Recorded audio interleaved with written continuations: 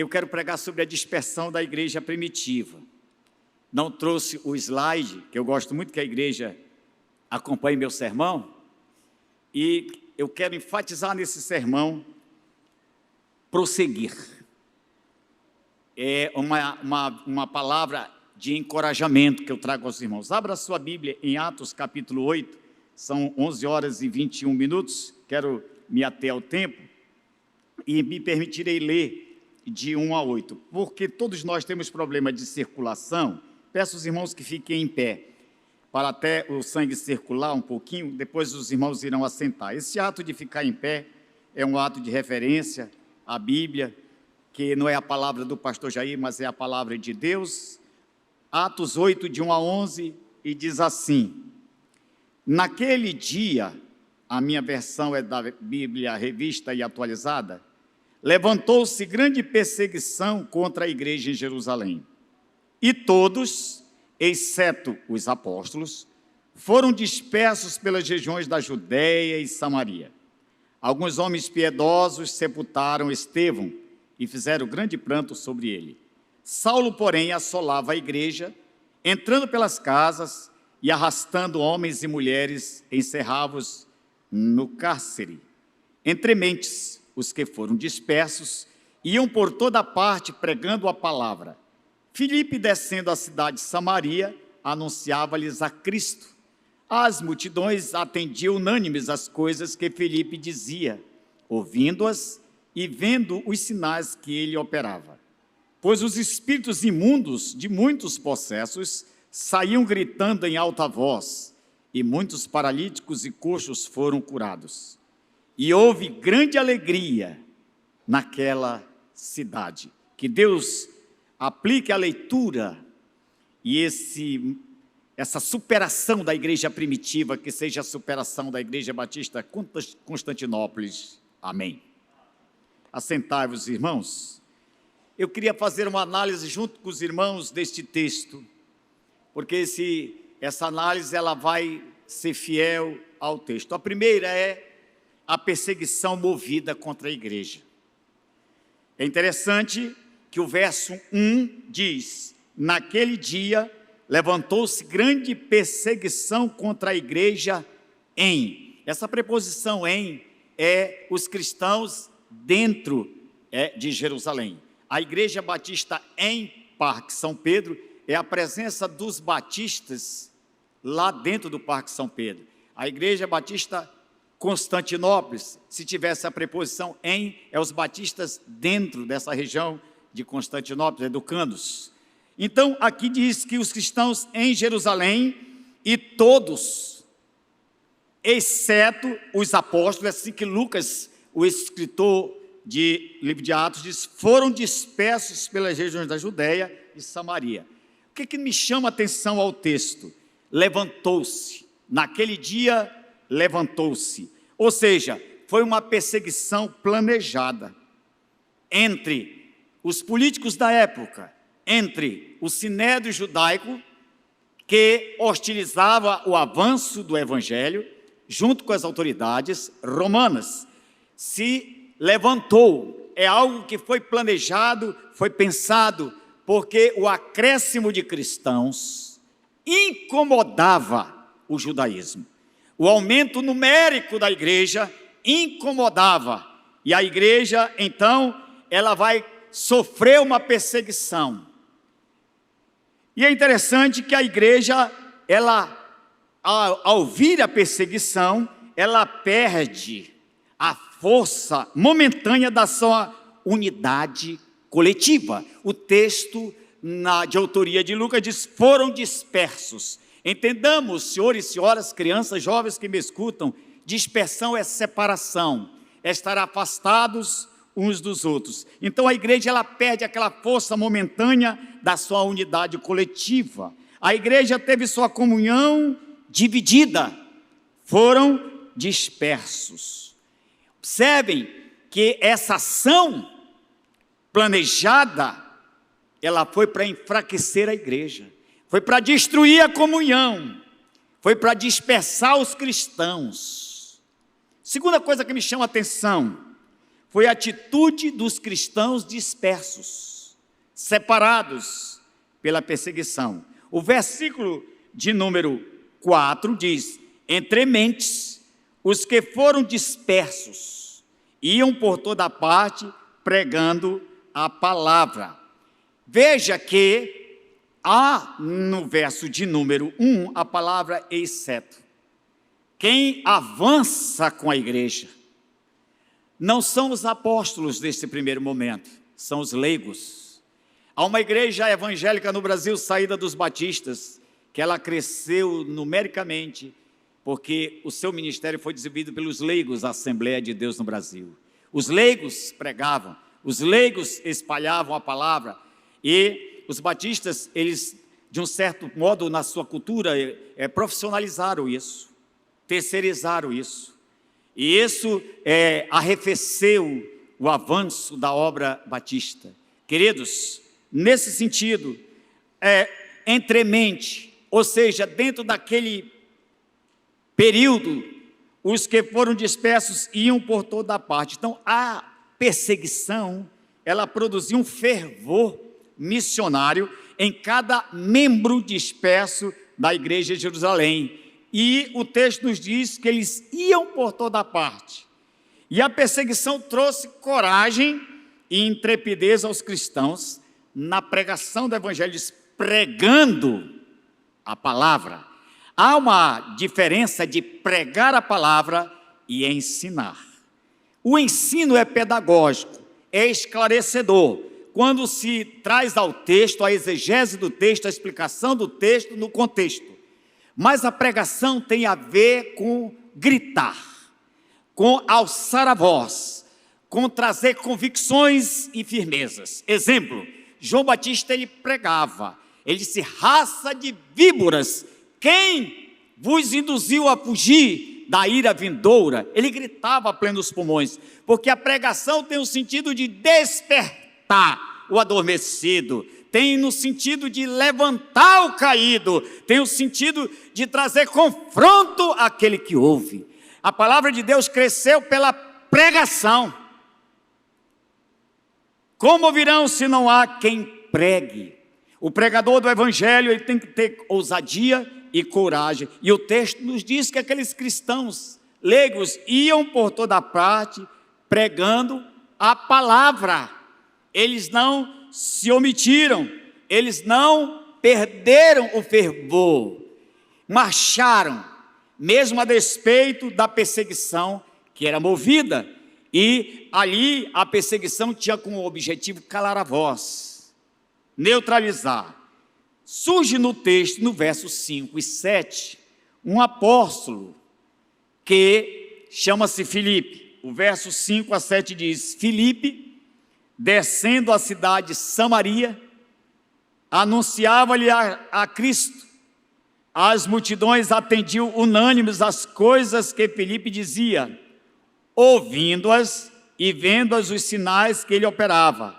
Pois os espíritos imundos de muitos possessos saíam gritando em alta voz, e muitos paralíticos e coxos foram curados. Observem que Filipe, ele sai, era um dos diáconos da igreja primitiva, era um dos 7, mas diácono também pregava a palavra, e ele então sai até Samaria e começa a anunciar a Cristo, e diz o texto, que aqueles ouvintes, as multidões, não houve uma recusa, não houve uma rejeição à mensagem do evangelho, como hoje nós temos no Brasil. No Brasil está surgindo um movimento de rejeição ao evangelho, que tem sido hostilizado, estimulado nas mídias e em vários segmentos do nosso país. Já houve épocas passadas em que a mensagem do evangelho era bem aceitável. Hoje nós já encontramos uma certa hostilidade e uma certa oposição. No exemplo bíblico, Filipe desce a Samaria, e é interessante que por lá passou Jesus quando pregou a mulher samaritana e ela levou os outros homens a conhecer Jesus. Jesus havia passado por ali e preparou o caminho, preparou a semeadura.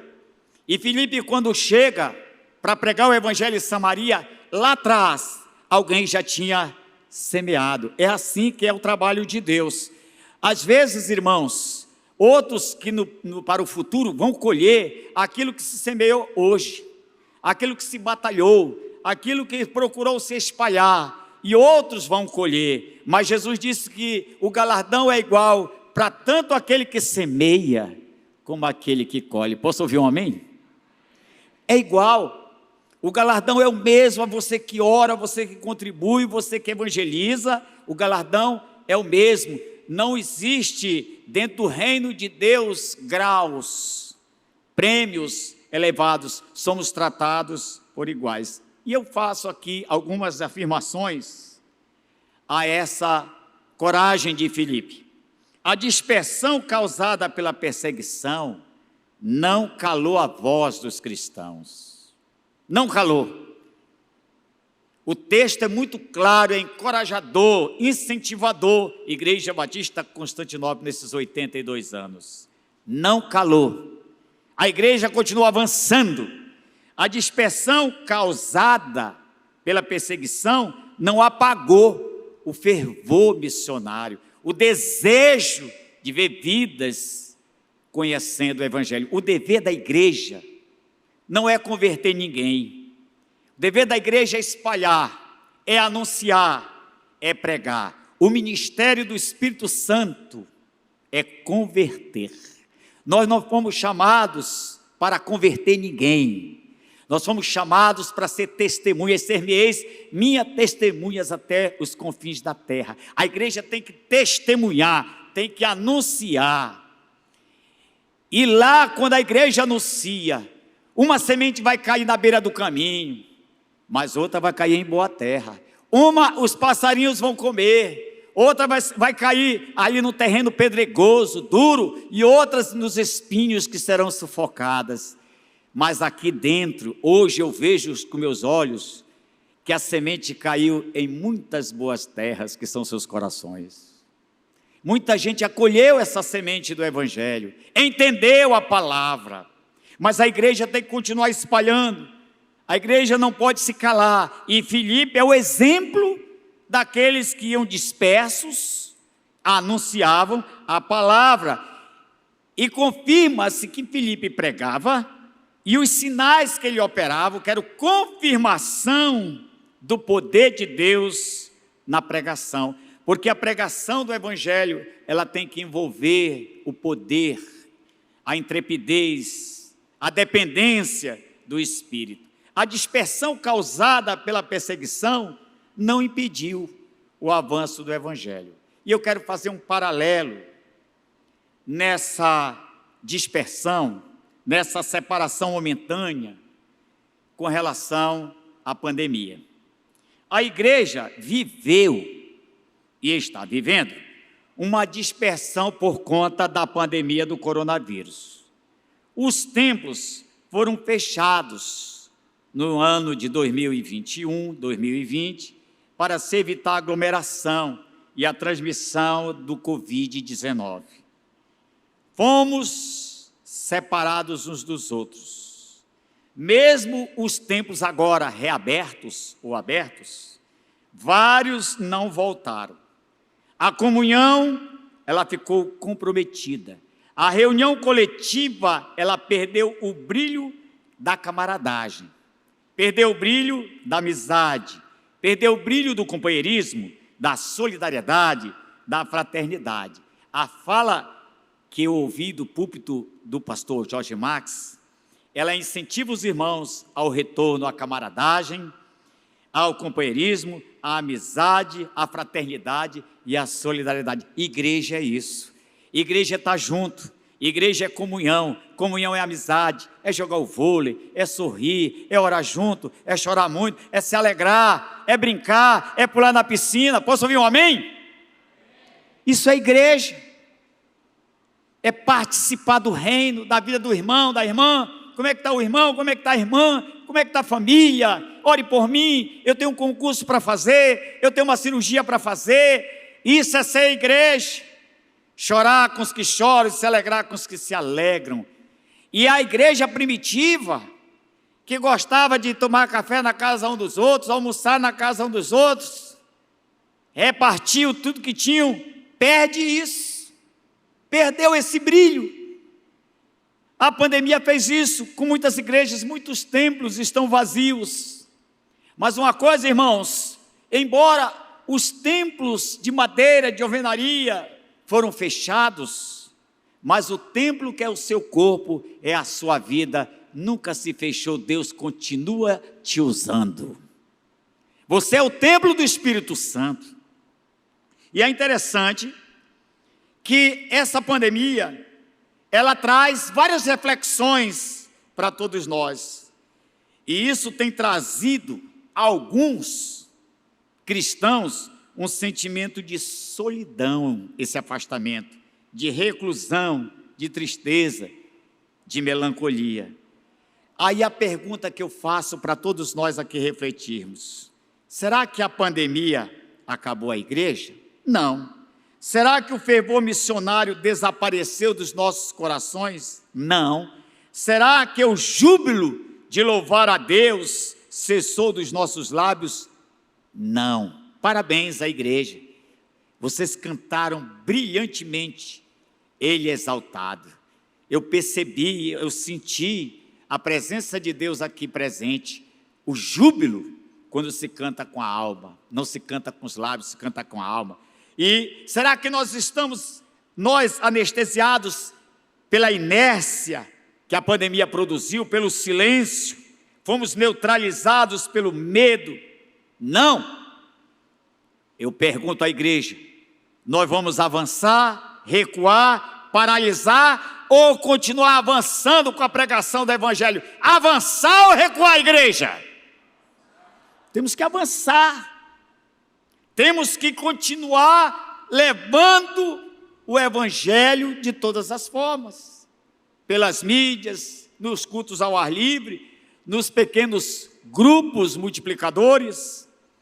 Temos que continuar pregando no templo, na TV, no rádio, como os irmãos fazem muito bem, de maneira que aquela perseguição, ela teve como objetivo, está se desenhando no Brasil, leis para impedir pregação do Evangelho em ônibus, em praça pública, e daqui a pouco na TV, e daqui a pouco no rádio, com policiamento, com uma fiscalização, e a palavra disso é regulação. Estejamos com os nossos olhos atentos e abertos aos movimentos dessas leis que estão sendo aprovadas no âmbito do Senado, da Câmara, das Assembleias Legislativas, porque nós somos igrejas, mas também somos cidadãos. E nós temos que ter essa bênção e preservar essa bênção da liberdade de continuar em terras brasileiras pregando o Evangelho. Posso ouvir um amém? E essa liberdade precisamos preservar. É interessante que quando eles se espalham, havia um plano de neutralizar o avanço do Evangelho. E eu vejo por trás dessa perseguição duas coisas. Às vezes tem igrejas que crescem quando os irmãos brigam. Então Deus permite uma briga dentro da igreja, uma divisão.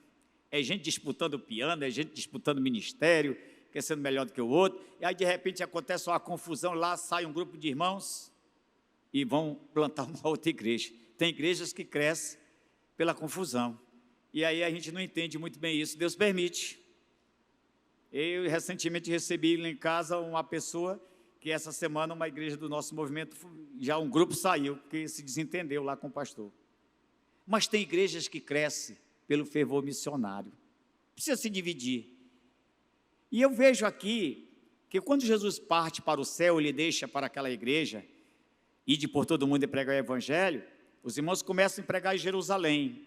E Deus permite que haja aquela perseguição, porque ele conhecia aqueles irmãos, e aqueles irmãos cheios do Espírito Santo, ele sai espalhando, por onde iam.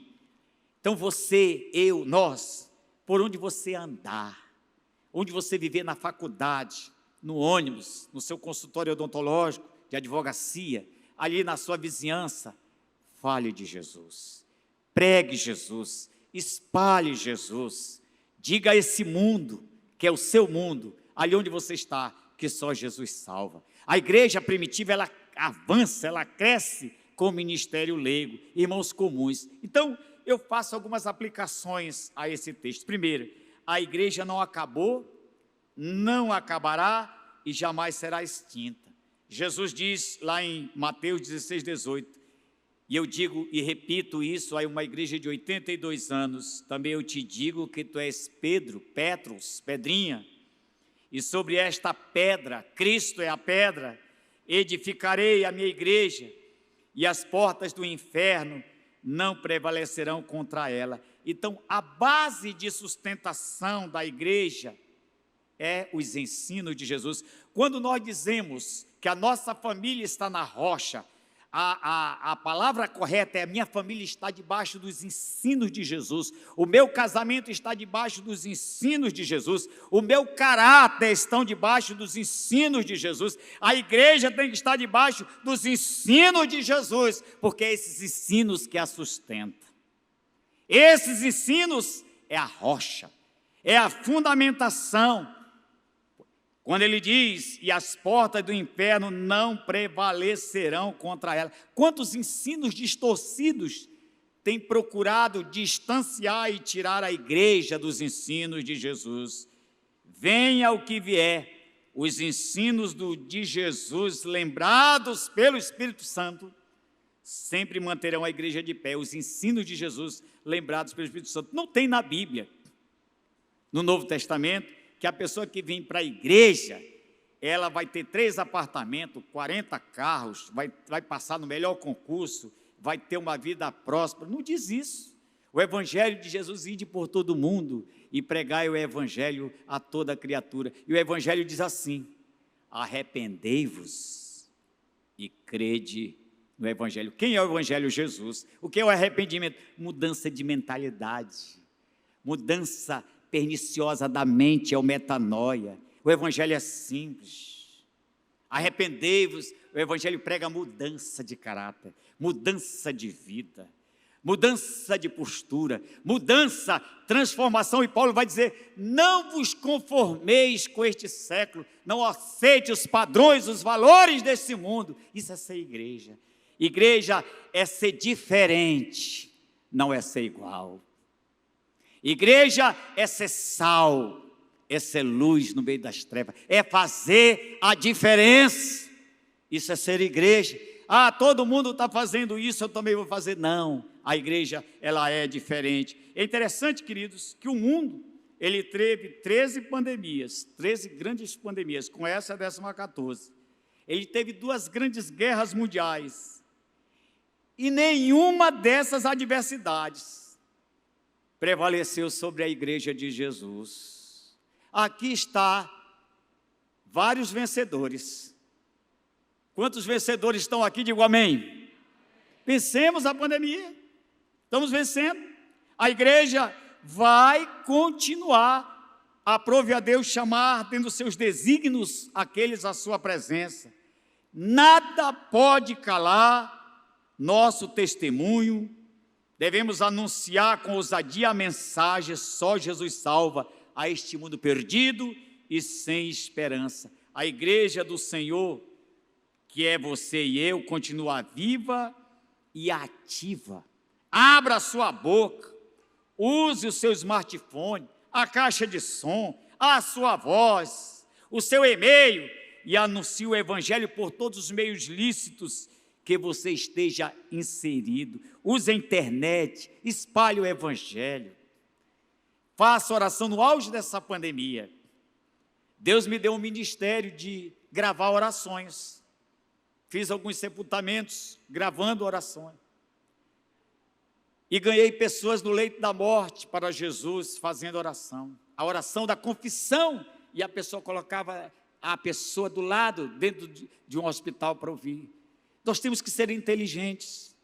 Ore por uma pessoa. Esses dias um pastor me ligou e disse: pastor, ore por mim, eu estou aflito. E eu gravei aquela oração, entrei no meu quarto e orei, quebrantado por aquele pastor. Queridos, tem muitos de você pode gravar aquela oração e aquela pessoa que está do outro lado aflita, o Espírito Santo vai ministrar. Amém, igreja? Vai ministrar. Você manda um louvor, você manda uma mensagem. E agora tem o crente virtual. Eu só não concordo com uma coisa. Outro dia queriam fazer ceia virtual. Mas fazer ceia do Senhor é comunhão. Está presente, está reunido, está em comunhão. Temos que usar os meios das mídias para espalhar o Evangelho. E eu, nesta manhã, partindo para a conclusão, quero conclamar os irmãos da Igreja Batista Constantinópolis. Se a igreja primitiva, diante daqueles percalços, diante daquela perseguição movida, se espalhou, mas ao se espalhar, divulgava o Evangelho, anunciava o Evangelho, nós que estamos superando essa pandemia, devemos continuar fazendo o mesmo. Entendamos como sinais os efeitos da Covid-19. Entendamos como sinais os efeitos da Covid-19, ceifando vidas sem terem confessado Jesus como Salvador e Senhor. Entendamos a dispersão da comunhão e entendamos a ameaça da restrição da liberdade de pregar o Evangelho no Brasil como avisos divinos para acelerarmos a pregação do Evangelho, para espalhar as boas novas e conquistar vidas preciosas para o reino de Deus. Não nos omitamos, irmãos queridos e amados da Igreja Batista Constantinópolis, nos seus 82 anos, não nos omitamos essa santa tarefa. Façamos como os primeiros cristãos, que mesmo dispersos, iam por toda parte, pregando a palavra. Nos inspiremos no exemplo de Filipe, mencionado no texto sagrado. Descendo a cidade de Samaria, anunciava-lhes a Cristo. Avante, povo de Deus! Avante, Igreja Batista de Constantinópolis! Como eu sempre tenho um slogan que eu termino os meus sermões: o serviço é nosso. Deus não deu essa missão aos anjos, deu a você e a mim. O serviço é nosso, a glória é de Deus e o alvo é o céu. Que Deus nos abençoe. Amém.